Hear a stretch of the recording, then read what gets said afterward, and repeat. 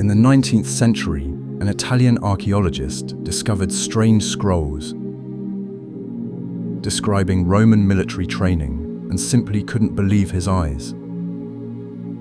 He hid these documents for a long time because he genuinely believed they were some kind of crazy ancient fabrication. How could ordinary people possibly endure such incredible physical exertion on a daily basis without modern sports medicine? Today, leading military experts and sports physiologists are carefully studying these ancient texts and are literally throwing up their hands in amazement. It turns out that Roman generals created the perfect machine for victory 2,000 years before the first scientific laboratories appeared. At the height of its power, the Roman army consumed about 70% of the entire state budget of the vast empire. Why was it necessary to spend such an insane amount of money on maintaining soldiers? Because Rome understood one simple yet brilliant thing. The outcome of a brutal battle is decided not by bravery, but by plain physical endurance. By comparison, today developed countries spend only about 3 or 4% of their budget on defense. By the standards of ancient Rome, all modern superpowers would look like a gathering of committed and utterly harmless pacifists. For the ancient Greeks, war was a small and quick affair for resolving local neighborhood disputes. You'd head to the battlefield, fight with your neighbors for a couple of hours, and by evening you'd be sitting at home, calmly having dinner. Roman campaigns lasted for endlessly long years, and sometimes stretched into entire decades of continuous marching. After a single unsuccessful battle, legions could lose tens of thousands of soldiers in a single bloody day. Therefore, every recruit had to go through a veritable hell to become part of the most effective military machine in human history.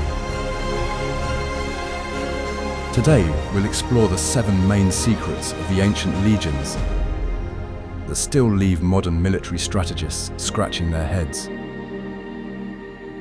You'll learn why modern special forces quietly envy ancient training methods and try to replicate them. The modern world has either completely forgotten this brilliant historical knowledge or severely underestimates it in its arrogance. But this is where it gets truly interesting, because each of their rules had a strict scientific basis. Let's dive into this brutal world together and uncover the secrets of the invincible Roman Terminators. Roman soldiers marched at a pace of about 18 miles a day, 3 times a week during their training. Why did the command force them to endure such brutal and, at first glance, senseless exertions? Because a massive army needed to rapidly cover enormous distances across the entire turbulent empire. Every soldier constantly carried between 60 and 80 pounds of combat gear, including weapons, armor, and food. Modern elite special forces train with roughly the same incredible weight, except they have orthopedic boots, while the Romans had simple leather sandals. The weight of the equipment served not only as excellent physical training, but also as a powerful tool for psychological braking. When you're carrying half your own body weight on your back under the scorching sun, your pride quickly evaporates along with your sweat. Commanders deliberately overloaded the recruits to permanently eradicate any thoughts of civil disobedience or laziness. Psychologists today call this a method of artificially exhausting the ego to foster absolute loyalty to the command. Roman centurions simply beat those who fell behind with sticks and called it strengthening military spirit. Many recruits broke down in the very first weeks of such marches and tearfully begged to go back to their mothers. Do you think they were simply sent home with a comforting pat on the shoulder? Nothing of the sort. Those who failed the test were sent to hard labor units and subjected to public humiliation. Failure in the Roman army meant eternal shame, not a joyful return to the peaceful life of a farmer. That is why soldiers preferred to walk until their feet bled, but carry their damned backpacks to the finish line. Modern physiology perfectly explains what happens to the human body under such regular strain. Additional blood vessels and capillaries begin to form actively in the muscles of tired legs. More capillaries mean more oxygen, which means the muscles literally refuse to give up, even in critical situations. Modern marathon runners spend years trying to achieve a similar, incredible capillarization of muscle tissue.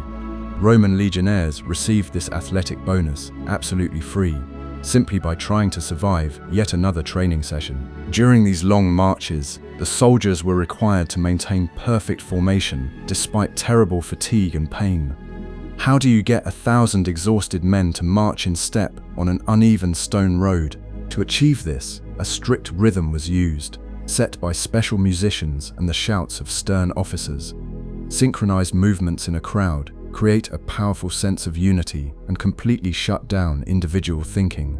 Office team-building exercises try to achieve this effect with silly games, but the Romans only needed 20 miles with a heavy log on their shoulders. Interestingly, this unbearably heavy backpack contained not only personal belongings, but also tools for public works. Why would a simple infantryman need to carry a heavy pickaxe, a shovel, and 2 wooden stakes? Roman logic was impeccable. A soldier must be completely self-sufficient and ready for any engineering task. Imagine your boss forcing you to carry not only a laptop to work, but also your own desk and chair. My back starts to ache desperately just from the thought of such a daily routine. Germanic tribes often mocked the Romans, calling them pack mules because of this strange habit of lugging heavy loads. But the laughter usually stopped the moment these mules lined up in perfect battle formation. The barbarians went to war, lightly equipped, hoping for a quick and glorious victory in the very first fierce clash. The Romans brought with them an entire infrastructure that allowed them to methodically destroy the enemy over the course of many months. In the end, it was not the one who shouted the loudest who won, but the one who brought more supplies. The speed of such a heavily laden army still commands the respect of logisticians worldwide. The troops of the famous Julius Caesar once marched 100 miles in 3 days to catch the Gauls off guard, and they did not arrive at their destination to have a picnic and rest a bit after the march. They arrived to immediately engage in a brutal battle against the superior forces of a stunned enemy. No other army of that time was physically capable of undertaking such a forced march without massive casualties from exhaustion. Modern military academies carefully analyze this Roman experience of creating hybrid super soldiers. Instructors in elite units make cadets carry logs and heavy backpacks, using precisely this ancient method. They fully understand that physical pain and fatigue are the best filters for weeding out candidates who are weak in spirit. The only difference is that today this process is monitored by doctors with portable heart rate monitors. 2,000 years ago, a grumpy centurion with a vine in his hand kept an eye on their heart rates. But carrying heavy loads was only the first stage in creating the invincible ancient Terminator. When the legion arrived at the battlefield, it did not simply line up in ranks, as the naive barbarians did. The Romans began actively altering the landscape around them, turning the battlefield into a deadly trap for any cavalry. And here we come to one of the most ingenious and despicable inventions of ancient military engineering. This weapon was so simple and effective that it is even used in modern urban conflicts. The systematic use of garlic, or caltrops, became a true nightmare for any Roman enemy with cavalry. What is this strange weapon with such a culinary name, and why was it so effective? It is a small metal spike with 4 sharp points that always lands with one point facing upward. Modern police use similar spike strips to stop criminals' cars on high-speed highways.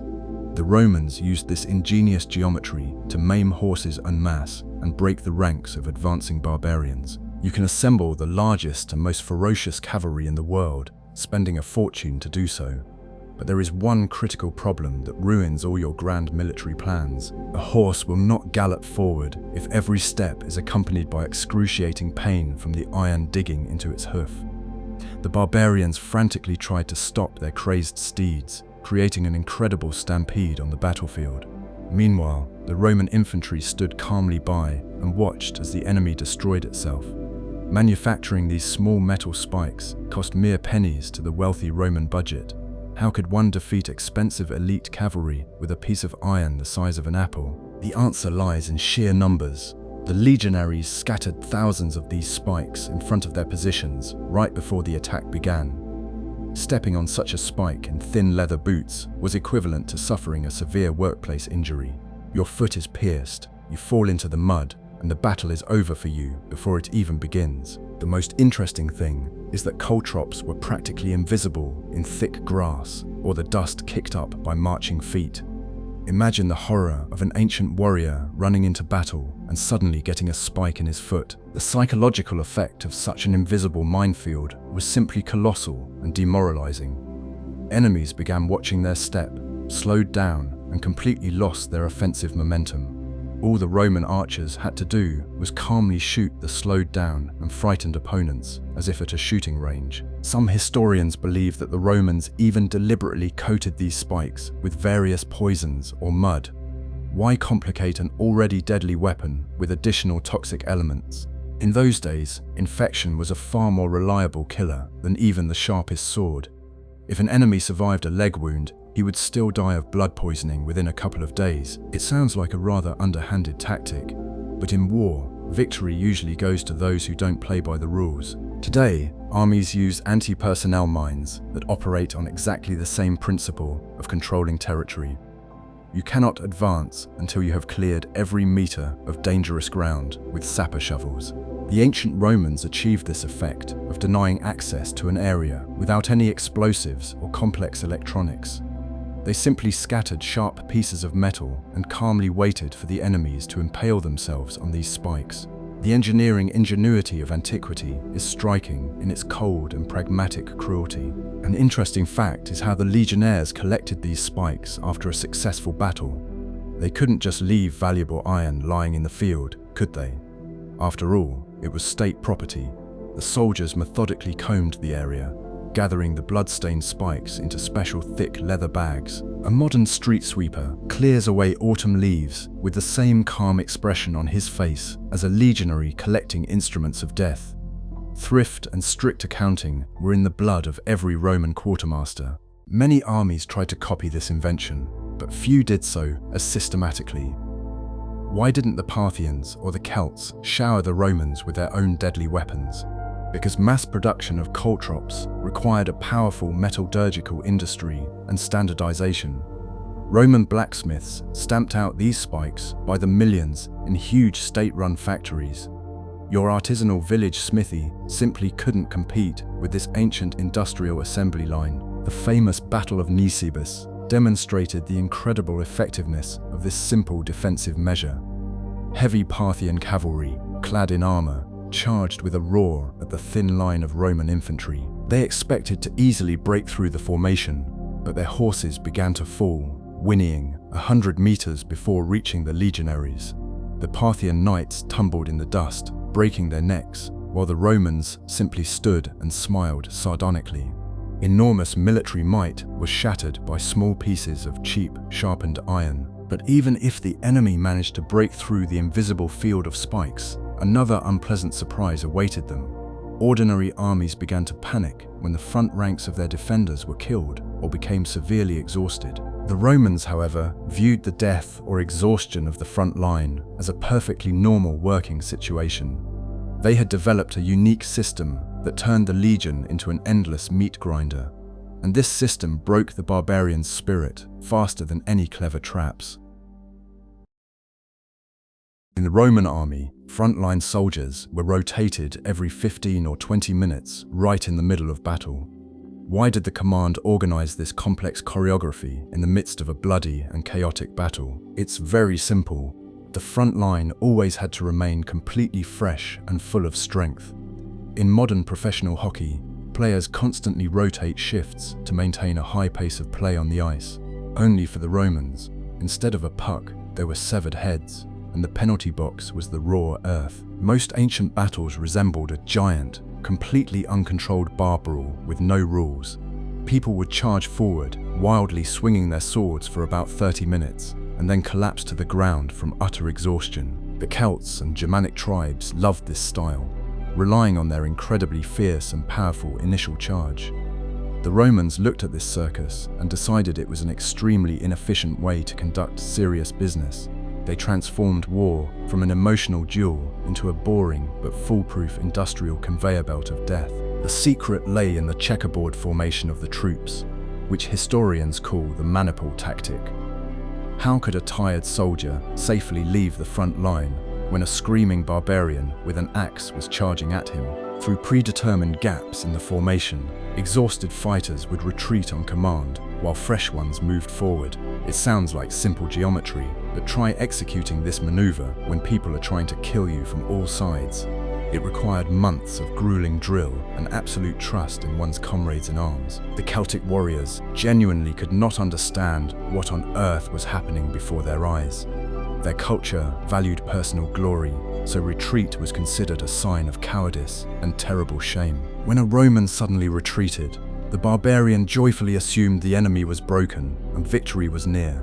But instead of the back of a fleeing coward, he suddenly received a shield blow to the face from a completely fresh legionnaire. Meanwhile, the Celtic warrior had already been swinging a heavy axe for half an hour and was breathing heavily from exhaustion. A single Roman soldier could participate in 6 separate short skirmishes during a single long battle. Isn't that a brilliant way to make the most effective use of human resources on the battlefield? You fight for 15 minutes, then rest in the rear ranks, drink water, and calmly catch your breath. As a result, a battle lasting many hours turned into a series of short, intense interval training sessions for the Roman. Modern fitness gurus call this CrossFit, but the legionaries simply called it working on schedule. Enemy commanders often fell into despair watching this endless Roman carousel. One Germanic chieftain bitterly complained that fighting Rome was like chopping off the heads of the mythical Hydra. Every time a soldier grew tired or was wounded, a new one immediately took his place, full of strength and enthusiasm to kill. This created the terrifying illusion that the Roman army never grew tired and never suffered losses. The psychological pressure of realizing their own helplessness broke the barbarians' fighting spirit more effectively than sharp spears. For this mechanism to function flawlessly, iron discipline and silence in the ranks were required. How could commands be transmitted amid the roar of battle when thousands of people were screaming in pain and rage? The Romans used the piercing sounds of horns and visual signals from standards that towered above the crowd. Soldiers were trained to react to these sounds automatically, like Pavlov's dogs. Only instead of a tasty treat, they received the order to take a step back and let a comrade move forward. Modern military analysts are amazed by the mathematical precision of this ancient personnel management system. You don't expend the strength of all soldiers at once, but rather use it in strictly measured doses. It's like a hybrid car engine that intelligently switches between gasoline and electricity to save fuel. The Romans optimized energy consumption 2 millennia before the advent of engineering schools and smart algorithms. Sometimes it seems as though their headquarters were staffed by time travelers with MBAs. Of course, the rotation system worked perfectly only on flat terrain and while maintaining formation. What happened when the legions found themselves in a dense forest or a swamp where maneuvering was impossible? The famous Battle of the Teutoburg Forest showed that, without their protective formation, the Romans became vulnerable. But as long as they stood in open fields and maintained their intervals, they were practically invincible gods of war. Their system transformed the individual weakness of a man into the unbreakable collective strength of the entire unit. But for this machine to function, every cog had to possess monstrous endurance. It wasn't enough to simply rest in the rear ranks. One also had to have the strength to go back to the front and kill. And to develop such superhuman endurance, the command devised a special daily activity for the soldiers. It was an activity that most modern people would consider a sophisticated form of slave labor. But it was precisely this routine that made Roman soldiers the most highly trained men of their brutal era. The Roman legions built a fortified camp absolutely every night, even after an incredibly exhausting march. Why didn't they just fall asleep on the ground, as all normal armies of the time did? Because a securely protected camp meant a safe night's sleep without the fear of being slaughtered in the dark. Exhausted soldiers would grab shovels, dig a deep trench around the perimeter, and build a high wooden wall. Modern armies build temporary bases using the same principle, only they use excavators and concrete blocks instead. Such nighttime construction burned about 800 extra calories per legionnaire. Doesn't that sound like a sadistic punishment from army commanders who've lost their minds? Roman generals understood perfectly well that regular overexertion is the ideal way to expand the human body's reserves. If you can dig the ground after a 30-kilometer march, then swinging a sword will seem like a light warm-up. Today, coaches call this increasing work capacity, but back then it was simply called surviving until morning. This process was standardized down to maniacal and frightening details in every legion. Every soldier knew in advance his exact spot in the camp and exactly which trench he was supposed to dig. The camp was always shaped like a perfect rectangle, with the intersection of the main streets right in the very center. You could transfer a legionnaire to another army on the other side of the world, and he would immediately find the right tent. IKEA prides itself on its clear instructions, but the Romans assembled entire cities from a single blueprint every evening. The barbarians genuinely didn't understand this strange Roman obsession with constantly digging in the dirty ground. Why spend 3 hours building a fort if you're leaving these parts for good at dawn tomorrow? But when the Germanic tribes tried to attack the sleeping Romans at night, they ran into an impenetrable wooden wall and a deep moat. As a result, the wild tribes were forced to sleep in constant fear under the open sky, waiting for a sudden attack. Meanwhile, the legionnaires snored peacefully in their tents, knowing that the sentries on the watchtowers would spot any danger in time. Quality sleep was the Roman army's main secret weapon in any protracted campaign. How long could you work effectively in the office if you slept only 4 hours a night in constant anxiety? In a week, you'll start making silly mistakes, and in war, any mistake can cost you your head. Thanks to their fortified camps, the Romans always went into morning battles fresh and fully rested. They won wars simply because they slept better. And that sounds like a brilliant ad for orthopedic mattresses. They guarded their camp-building tools like the apple of their eye and cleaned them every day. Losing one's shovel was considered almost as terrible a crime as abandoning a battle shield during a retreat. Soldiers carried wooden stakes with them, which they tied together to quickly erect a palisade. These stakes had a special tapered shape in the center, so they could be easily bound with strong rope. Ancient modular design in action. Just add water, sweat, and a little slave labor. Interestingly, camp construction was also a powerful tool for psychologically intimidating the enemy. Imagine you are a Gallic chieftain watching the Roman army from the top of the nearest hill.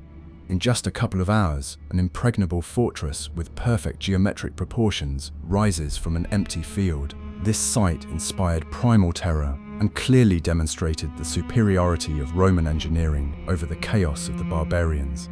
Many tribes surrendered without a fight, simply by watching how methodically and silently these strange people worked. Modern corporations pay huge sums for training in effective teamwork under stressful conditions. They would do well to simply read Julius Caesar's notes on how to get people to work together. When 8 people share a single tent and dig a single trench together, an unbreakable bond forms between them. They cease to be separate, self-centered individuals and become a single, multi-limbed organism focused on survival. No corporate pizza party can replace digging together in the mud under a downpour. Of course, injuries were inevitable on this endless military construction project of the century. What did they do with those who managed to crush their foot with a log or strain their back? The Roman army had a highly developed system of field medicine, complete with its own surgeons and field hospitals. Doctors were paid well to get the builders back on their feet quickly and return them to their shovels. Treatment was often harsh, but highly effective by the standards of that dark and unenlightened era. But the shovel wasn't the only heavy object in the hands of an exhausted Roman recruit. When it came time for weapons training, soldiers were issued equipment that brought genuine tears of despair. The command decided that a standard combat sword was too light to build real steel muscles. So they devised a training tool that would be a hit in any elite CrossFit gym today. And this simple piece of wood turned ordinary peasants into true masters of fencing. The training swords of Roman soldiers were carved from dense wood and weighed twice as much as real ones. Why did the instructors need to torment their already exhausted recruits so much? Because the principle of deliberate physical overload develops muscular endurance and striking power at an incredible rate. Recruits delivered up to 1,000 furious strikes daily against wooden posts driven into the ground. Today, professional baseball players use weighted bats during warm-ups for exactly the same reason. Imagine this endless, monotonous nightmare on a parade ground scorched by the sun. You swing a heavy wooden club hour after hour until your shoulders start to burn like fire. Any normal person would have thrown that stick down and gone home to cry into a pillow. But the Roman instructor stood nearby and beat you with a rod for every slightest slowdown in pace. Modern fitness trainers, with their shouts about the last set, seem like sweet angels compared to Roman centurions. The results of these sadistic exercises exceeded all conceivable and inconceivable expectations of the command. What happened when, after months of working with a log, a soldier was finally given a real steel gladius? The short combat sword, weighing just over a kilogram, felt light to him, like a goose feather. A legionnaire could swing it for hours on end without the slightest sign of muscle fatigue in his arm. The magic of overload worked flawlessly. The brain got used to the weight, while the body rejoiced in the sudden lightness. It was very easy to distinguish veterans from unseasoned rookies during training sparring sessions. How could you tell who was in front of you if everyone was dressed in the same dirty tunic? A rookie's arm, holding the heavy sword, would begin to drop treacherously after just 20 minutes of intense combat. An experienced legionnaire maintained perfect form and delivered precise thrusts even after an hour of non-stop action. This muscle memory was hammered into the subconscious through pain and thousands of repetitions of the same movement. The wooden training post was called a palace and was every young soldier's greatest enemy. This post never grew tired, never bled, and stoically absorbed every blow rained down upon it.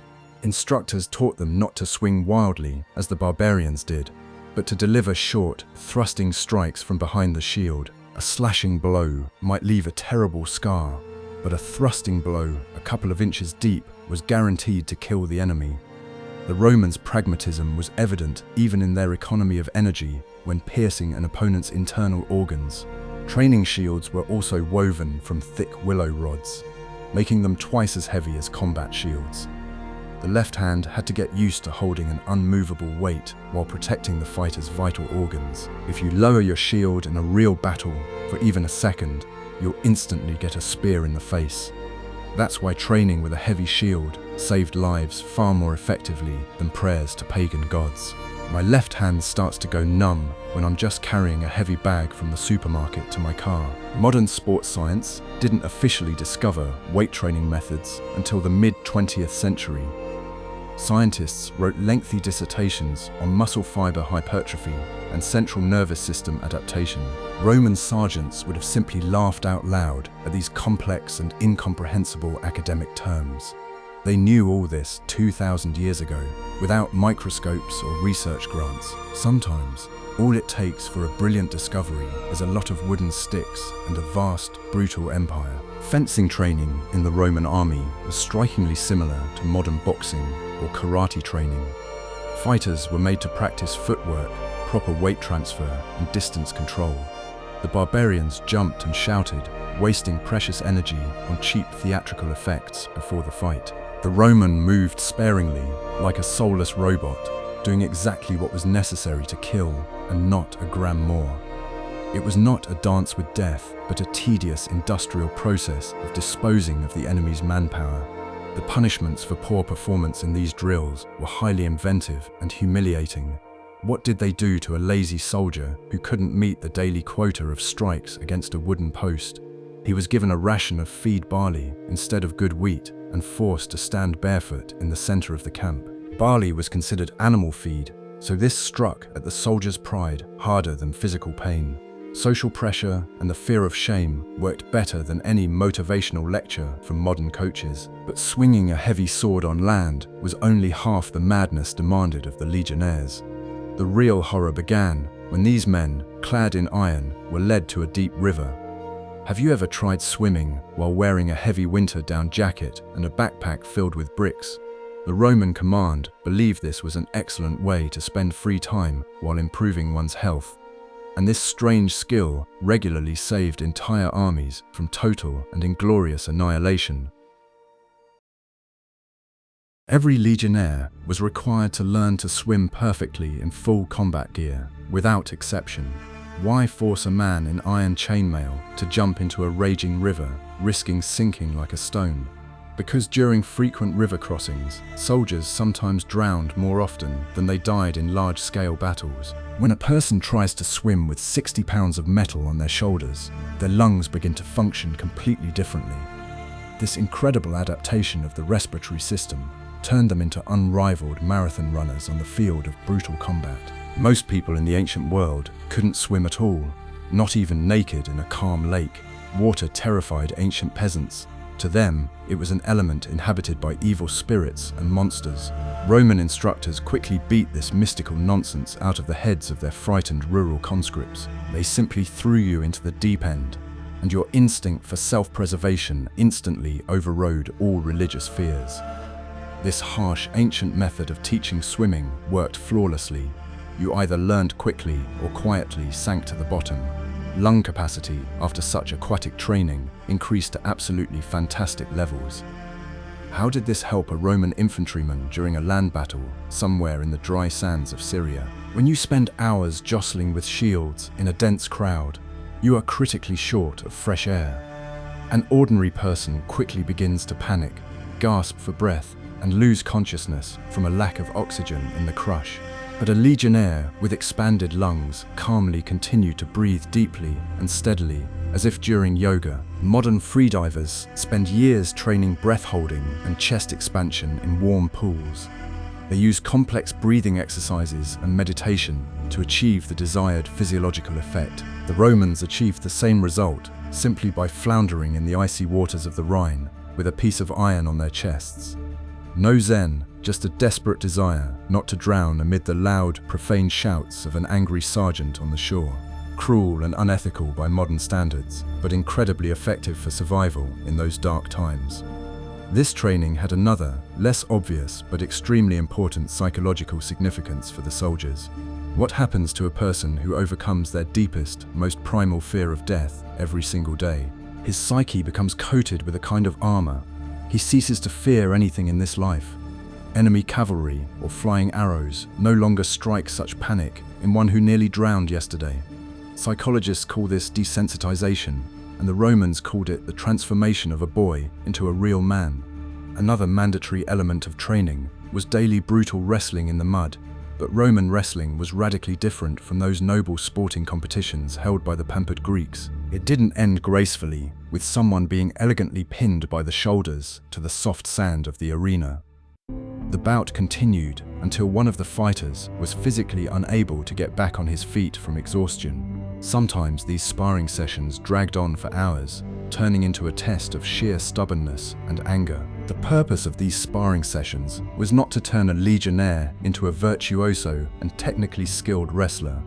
What was the main goal of this grueling wrangling in the mud in front of a line of laughing comrades?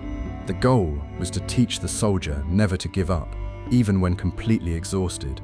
In real combat, you can't ask for a break or pat the enemy on the shoulder as a sign of surrender.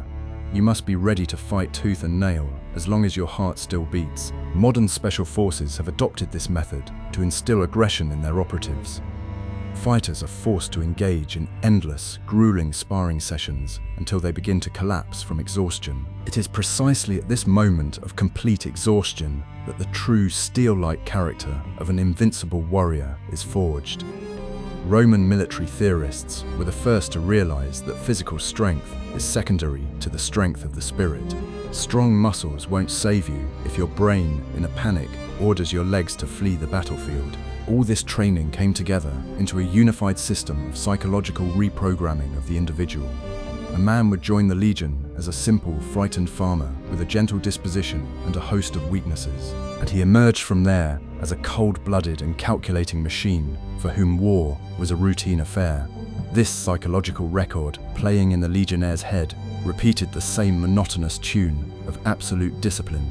Barbarians crashed against this wall of indifferent cruelty, unable to comprehend how one could even fight against cyborgs. But to maintain such a frantic pace of life, This ancient machine required the right fuel. If you feed a sports car with bad gasoline, it will stall very quickly on the highway. Roman dietitians developed a diet that today sparks heated debate among trendy nutritionists. Their approach to nutrition shatters all modern stereotypes about how a real man should eat, and the secret to their superhuman endurance lay not in a piece of meat, but in a handful of dry wheat. Meat in the Roman army was historically considered practically a punishment and a sign of hard times. Doesn't that sound absolutely crazy for a society that adored bloody gladiatorial battles and feasts? Commanders quickly noticed that soldiers on a heavy meat diet got tired much faster during long marches. Modern science fully confirms this fact. Meat takes a very long time to digest, drawing blood to the stomach. And when all the blood is in your stomach, your muscles don't get enough oxygen for hard work. The foundation of the invincible legionnaires' diet was simple: high-quality durum wheat. Each soldier received about 3 pounds of grain a day, which provided roughly 3,000 calories of pure energy. No protein bars, no trendy amino acids in fancy jars, just plain, complex carbohydrates. These carbohydrates were digested slowly, providing the soldier with a steady supply of energy for the entire long day. Modern marathon runners discovered this method quite recently and grandly dubbed it carb loading. But legionnaires weren't given ready-made soft flour or fresh, fragrant rolls from the bakery. Why pamper soldiers when you can make them do a little more physical labor before dinner? Every evening, the soldiers were required to grind the hard grain themselves, using heavy hand mills. Congratulations, you've just completed another grueling arm workout without even realizing it. The Roman command's ingenuity knew no bounds when it came to physically exhausting their subordinates. From this coarse flour, the soldiers baked hard bread or cooked thick, nutritious porridge over a campfire. The division of cooking duties brought small military units incredibly close together. 8 soldiers always ate from a single pot and were completely dependent on each other's cooking skills. If anyone tried to cut corners or poison the food, they would automatically kill their own best comrades. It was a perfect quality control system in which the consumers themselves served as health inspectors. Roman terminators certainly didn't drink pure spring water, and definitely not expensive grape wine. On campaigns, they were given posca, a strange mixture of plain water and cheap wine vinegar. It sounds like a disgusting salad dressing that was accidentally poured into an army canteen instead of juice. But the acid in the vinegar reliably killed all dangerous bacteria in the murky and dirty river water. In addition, this drink excellently replenished lost electrolytes after heavy sweating in the heat. In essence, the Romans invented the world's first sports energy drink 2,000 years before Red Bull. Only they didn't have flashy advertising contracts, and instead of a logo, they had an eagle on a tall standard. Barbarians often suffered from terrible dysentery after drinking bad water from a stream contaminated by corpses. The Romans calmly drank their sour posca and kept marching, undistracted by stomach upset. Once again, mundane sanitation and logistics triumphed over the blind fury and primitive courage of the wild tribes. Interestingly, the diet also necessarily included garlic, onions, and a little hard cheese. How could this strange combination of foods help a person survive hours of sword fighting? Garlic acted as a natural antibiotic, gently supporting the soldiers' immune systems in the unsanitary conditions of the camp. Cheese provided the necessary minimum of fat and calcium to maintain bone strength amid constant fractures. Ancient nutritionists intuitively assembled the ideal balance of macronutrients for a hybrid, endurance-focused athlete. If a soldier was caught stealing food from his comrades, the punishment was swift and as brutal as possible. In a society where survival depended on calories, stealing a piece of bread was equated with treason. The guilty party could be beaten to death with sticks by his own neighbors in the cramped military tent. This seems barbaric, but a hungry soldier in the ranks is a potential gap in the defense of the entire legion. Discipline was based not on abstract morality, but on the harsh pragmatism of collective survival in wild conditions. The Roman food system was so successful that it remained unchanged for many centuries. Why fix a mechanism that works perfectly and allows for the conquest of entire continents without unnecessary problems? While European knights in the Middle Ages suffered from gout due to an abundance of fatty meat, the legionnaires of the past were lean and fit. A healthy carbohydrate-rich diet made the Roman army not only the most dangerous, but also the fittest in history. The physique of a typical legionnaire resembled that of a lean triathlete more than a massive mountain of bulging muscles. Modern armies spend billions of dollars developing the perfect dry rations for their troops on the front lines. Scientists tinker with preservatives, additives, and vitamin complexes in top-secret underground laboratories. A Roman quartermaster would simply hand a soldier a sack of dry grain, a flask of sour vinegar, and order him to go dig a trench. And that soldier, in sandals, would march across all of Europe on foot, conquer a couple of countries, and return home in time for dinner. Sometimes the simplest solution turns out to be the most effective if backed by an iron will and a centurion's baton. The Roman military machine was not built on magic, divine intervention, or a lucky coincidence. What then was the true secret of this fearsome empire that conquered the entire known ancient world? They simply took human nature, broke it down into tiny cogs, and reassembled it into the perfect weapon. Every training session, every trench, and every handful of grain consumed had its own strict mathematical purpose. It was the triumph of a soulless, cold system over emotions, personal selfishness, and human weakness. Modern military and sports academies still study these ancient pragmatic methods with amazement. They keep finding new scientific confirmation of what the Romans did purely intuitively 2,000 years ago. Overload training, a high carbohydrate diet, interval training and formation, all of this sounds like excerpts from a modern fitness magazine. Ancient generals were brilliant physiologists, even though they didn't even know the correct Latin names for most of the muscles in the body. They simply observed what worked in practice and ruthlessly implemented it in the lives of their subordinates. We've grown accustomed to arrogantly viewing our ancestors as foolish barbarians who were simply lucky to survive the Dark Ages. But when we take a close look at their engineering and management solutions, that arrogance quickly vanishes without a trace. The Romans solved the most complex logistical problems without the aid of computers, satellites, or cell phones. Their technologies for managing vast masses of people surpass many modern corporate development strategies. And sometimes it seems that the modern world has indeed forgotten too much that is useful from its brutal past. Today, armies require massive budgets and years of research to replicate the successes of the ancient legions. Yet the Romans needed nothing more than a simple wooden stick, a piece of iron, and an endless supply of human patience. This story teaches us that true strength does not lie in complex and expensive gadgets. It is born of discipline, routine, and the ability to perform tedious work day in and day out without complaint. It is precisely these qualities that make any system truly unstoppable, whether it be an ancient army or a modern company. The next time you go to the gym and your trainer hands you a heavy dumbbell, think of the Romans.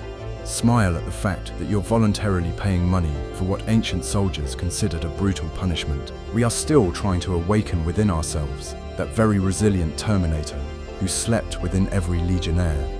History isn't just gathering dust in old, boring books on the shelves of gloomy university libraries. It lives on in our modern training methods, reminding us of the great and harsh era of Rome.